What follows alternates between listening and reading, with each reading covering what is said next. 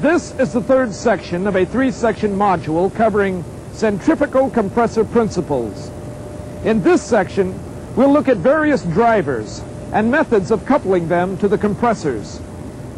We'll also see how flow is controlled to produce the correct gas pressure. Centrifugal compressors are available over a fairly wide range of speeds, anywhere from 3,000 RPM on up to as high as 50,000 RPM. Therefore, the type of power unit used depends on the desired speed range, loading of the compressor, and available fuel sources. In higher speed and load applications, the steam or gas turbine is the most commonly used. Now, in low speed or small load compressors, electric motors are sometimes used. Let's take a closer look at these different drivers. In steam or combustion gas turbines, speed increasing gears are often needed between the turbines and the compressor shaft and are connected with couplings. Commonly, steam and gas turbines use speed increasing gears between the turbine and the compressor. Steam and gas turbines generally rotate at high speeds and therefore can sometimes be used to drive high-speed centrifugal compressors without any gearbox. This is known as direct drive.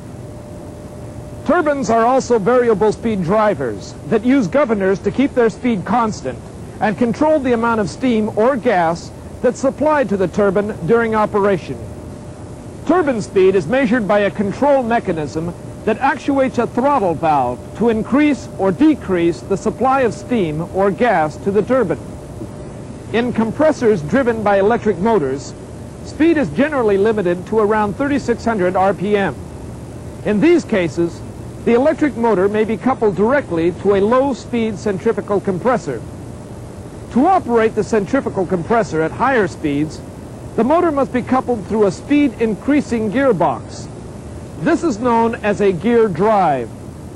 The gear drive and coupling configuration is often used in the oil and gas industry. Gearboxes can either be an integral part of compressor construction, or they can be external auxiliary equipment connected between the driver and the compressor. Almost all compressor driver applications use some sort of coupling. Couplings are used to transmit motion between two shafts that are almost but not quite in perfect alignment. They must also be able to withstand changes in compressor load or stoppage of the driver altogether. Now, there are two types of couplings commonly used to connect the driver to the centrifugal compressor: the gear coupling and the flexible diaphragm coupling. Gear couplings are widely used in high-speed, high-load compressors. They work by allowing their parts to slide or otherwise move relative to one another, with no deliberate bending or flexing. External teeth on the hub of the coupling are free to rock back and forth or move axially within the internal teeth of the sleeve. Small couplings are sometimes grease-packed. Large, high-speed couplings use circulated lube oil. The flexible diaphragm coupling is commonly used with turbine-driven compressors, where distortion due to heat is substantial. The flexible diaphragm coupling transmits power from the driver to the compressor using a solid, rigid hub on each unit. A flexible metal diaphragm is bolted to the outer rim of each hub, and a spacer connects the two diaphragms. All misalignment is handled by the elastic flexing of these thin web diaphragms, and there is no rubbing movement of any parts of the coupling, and no lubrication is required. These couplings can handle fairly large angles of misalignment between shafts.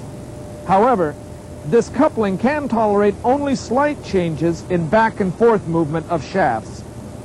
There are several factors that affect performance of the compressor. For example, varying the speed of the compressor will vary the volume of gas moving through it. Recycling gas back to the suction side will also alter the performance characteristics of the compressor. So in this way, operators can achieve different results for the compressor. To control performance in some compressors, adjustable guide vanes are installed just ahead of the impeller. These guide vanes slightly throttle the suction gas flow. and pre-rotate the gas into the impeller eye. These guide vanes can either be adjusted manually or adjusted automatically with a suction pressure controller. One problem in dealing with gas flow through a centrifugal compressor is surging. Surging is a rapid flow of gas back and forth within the compressor. It is an aerodynamic condition caused by a recirculation of the gas starting near the edge of the impeller. This is similar to the effect of swirling airflow on top of an airplane wing that breaks the lift of the wing and causes a stall. With an airplane, this happens when the pilot attempts to gain too much lift at too low a speed. In a centrifugal compressor, this happens when the compressor attempts to raise pressure too quickly at a flow rate that is too slow. At a given RPM, a decrease in flow rate normally will cause an increase in pressure. However, as the flow rate becomes too small, the gas will separate from the vane tip. As a result, that vane passage loses the ability to increase the gas pressure. When that happens, there will be a slight amount of backflow from the diffuser until lift is regained. If the flow through the compressor is decreased even more, a point will be reached where there's a complete recirculation of flow through all vane passages of the impeller. This causes a large amount of backflow and a violent surge can occur. In addition, these large flow reversals can create loud noises, thrust fluctuations, and damaging vibrations in the compressor. While surge is occurring, the gas is recirculated through the compressor and becomes heated by the compression process.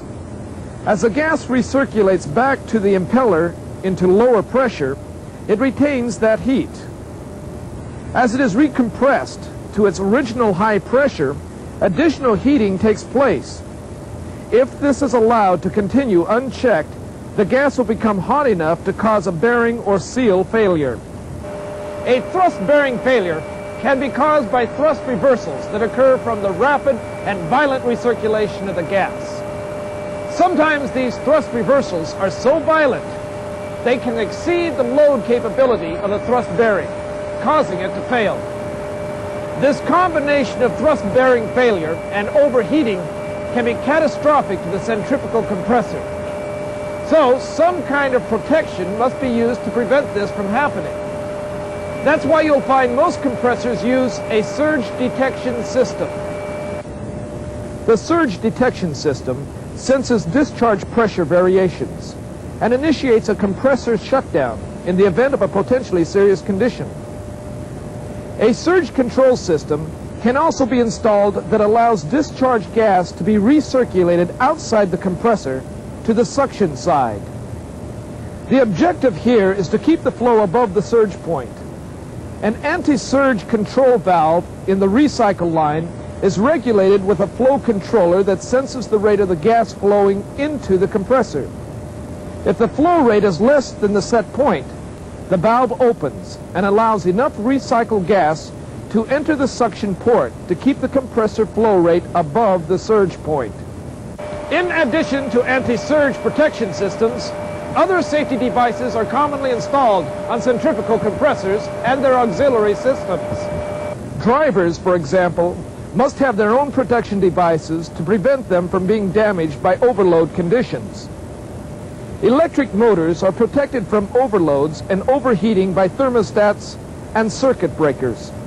Turbines are protected from overspeed damage by governors and overspeed trips. In the different types of compressor bearings, temperature sensors are frequently used to monitor startup and operating temperatures. Vibration monitors are placed at strategic points on the compressor to check for any excessive vibration. Some of them are designed to specifically monitor excessive axial or radial movement of the compressor. Vibration monitors are also connected to control systems that will sound alarms and shut down the equipment if necessary to protect the compressors from serious damage. All right. Now in this section, we've looked at the various drivers and the methods of coupling them to the compressor. We've also seen how the flow of gas is controlled to produce the pressure needed for proper processing and handling. And finally, we showed you some of the safety features the compressor and its auxiliary systems use.